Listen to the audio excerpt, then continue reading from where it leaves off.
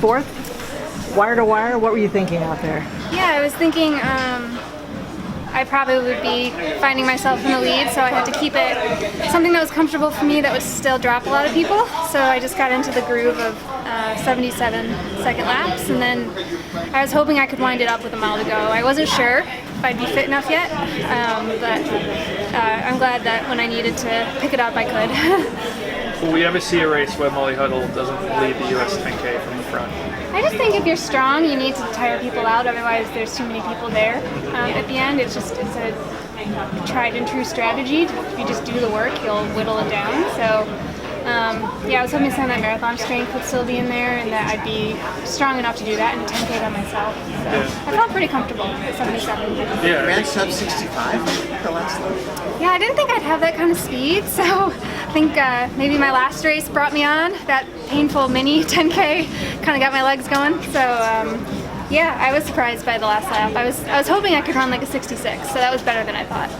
Do you like the track? I know you focus on the marathon now, but why come out here to run this race, and was there any doubt about whether you would or not? If I could recover in time, I wanted to do it. I did take 3 weeks off after Boston, so I wasn't sure if I'd be fit enough, but it's the U.S. Championships, I've come to this meet 14 times in my career, and so it's obviously important to me, and I've lost as many times as I've won, so even if I'm not a shoo-in to win, I still want to show up and just do my best and, try and finish in the top 3, and that's important to me, so I'm really glad I made it here healthy and fit enough to pull off another win. Yeah, so I know after Boston, we saw Galen went to Prague and ran a fast marathon. I'm wondering, when I spoke to you after Boston, you were still pleased that you sort of stuck it out and finished the race.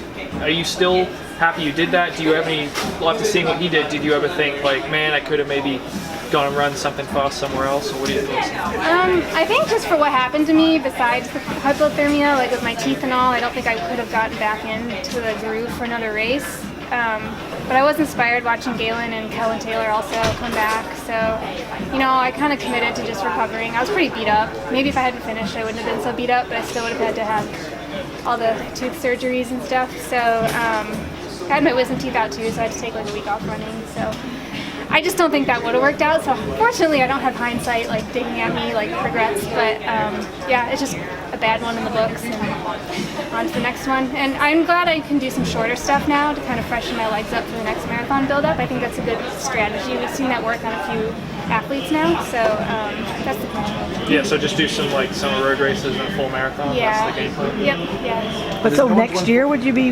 defending this title then? I hope so. Yeah, we'll see. I'm probably going to do a spring marathon next year as well, but this proves I can kind of come back in time if we do that. So. No one's won in a row. Does that matter to you that you've done something that no one else has done here?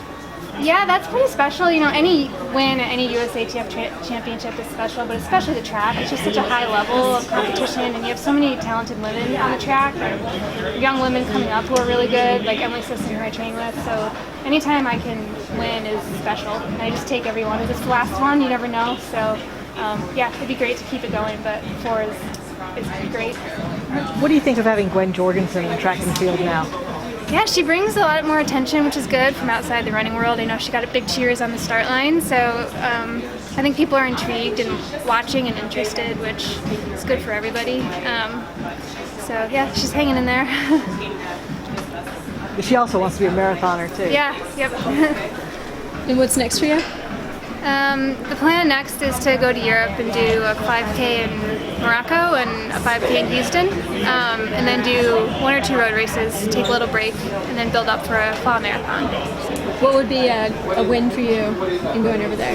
Is there a certain time? If I break 15 minutes, I'll be happy. Like I'm not in American record shape, but like a 14:55 would be great for me. I didn't break 15 last year, and I thought I could, so that'd be nice to keep that going. So for 2020, you want to make the team in which event?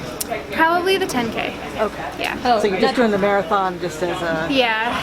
I mean, we probably won't do the marathon there just because of the way the Olympic Trials marathon is set up. It's so close. So I would do a spring marathon, summer track season, and then just get ready for the trials. What about next year for Doha? Yeah, the 10K for Doha. Yep. You don't want to do a midnight marathon? marathon? I mean, I'd love to. I just think I have to pick and choose my marathons at this point, and if I want to run the Olympic trials and hopefully the Olympics, that might be one too many. So yeah.